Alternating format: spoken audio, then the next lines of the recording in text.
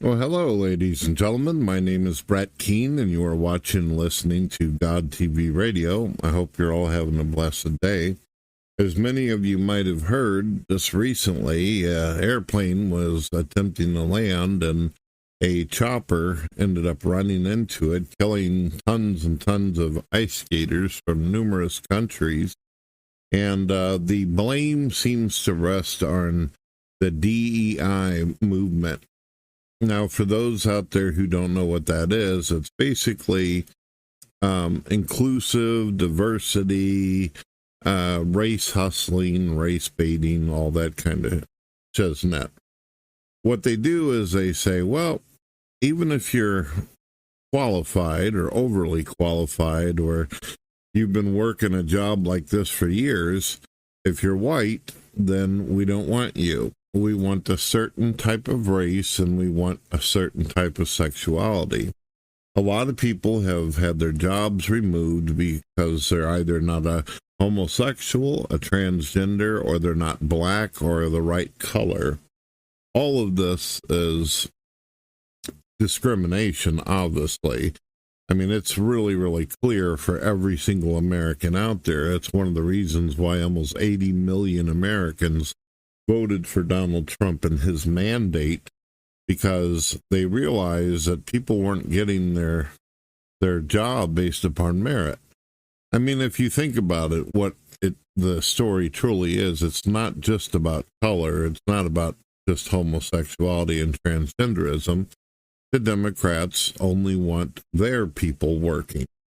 And since the Democrats are constantly squabbling over trying to get the black community to vote for them, as well as the homosexual movement, the LGBT, for them, this is their sneaky way of being able to keep out Republicans and conservatives by simply saying, oh, Hollywood's not diverse enough.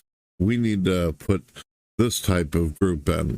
Because if the Democrats pretend as though they care and that they're representing different groups, then those groups will think that Democrats are the right group or party to vote for. Makes sense, right? And they don't care how much qualifications you have. If you watch Congress, especially during these hearings with Robert F. Kennedy, Pastel, Tulsi Gabbard, and so on, you will notice that almost every one of these Congress members on the Democrat side, they're all idiots. They all sound like valley girls. They talk extremely slow. They can't seem to formulate sentences and ideas. They have the IQ of a fucking box of rocks. They're idiots. And every decision that they've made has been some kind of way to deliberately and intentionally destroy America. And some people are going to be like, why would they do that? They're the Democrat Party. You know, isn't this where a JFK come from? Isn't this what a lot of great leaders used to be, Democrats? What happened to the Democrat Party? Well, it's simple, ladies and gentlemen. The Democrat Party is simply a label. What we're dealing with is a bunch of godless communists allowing blacks and Latinos and Hamas and Antifa to go out into the public streets, rioting and violently attacking and damaging property and burning the cities down to the ground. This was perfectly okay with the Democrats. In fact, they were so okay with it that they ended up making it to where cops would get in trouble if they tried to stop the criminal acts. And if a cop did arrest somebody, then they would go out of their way to sue the cops, sue the city, sue the police station, and also get those cops fired. And we all remember the George Floyd thing. A cop tries to restrain a fucking asshole who's high on drugs and basically swallowed a bunch of fentanyl and ends up dead later on. See, they don't tell you in the news this, but George Floyd did not die right there in that scene. He died later, not during the time that the cop was restraining him.